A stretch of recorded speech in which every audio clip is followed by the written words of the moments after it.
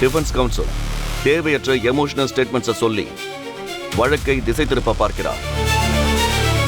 குற்றவாளி என நிரூபணமாகி தண்டனை வழங்கப்பட்ட ஒரு கைதியை வழக்கின் ஆரம்பத்திலேயே நிரபராதி என்று வாதாடுவது சரியான வாதம் அல்ல என்பதையும், இங்கு எமோஷன்ஸை விட எவிடன்ஸ் தான் முக்கியம் என்பதையும் சொல்லிக்கொள்ள விரும்புகிறேன்.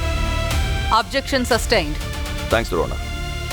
மிஸ்டர் பிரபாகரன், யூகங்களை விடுத்து ஃபேக்ட்ஸ் அடிப்படையில் பேசவும்.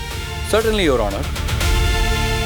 10 வருடங்களுக்கு முன்பு நீதிமன்றம் மிஸ்ஸஸ் அபிநயா தான் குற்றவாளி என உறுதிப்படுத்தி இரட்டை ஆயுள் தண்டனை வழங்கி தீர்ப்பளித்தது. அந்த தீர்ப்பின் அடிப்படை பார்வதி கத்தியால் குத்தி கொலை செய்யப்பட்டார். அந்த கொலையை அபிதான் செய்தார் என்பதுதான். ஆனால் இந்த வழக்கில் சம்பந்தப்பட்ட நிறைய கேள்விகளுக்கு பதிலே இல்லாமல் இருக்கின்றன.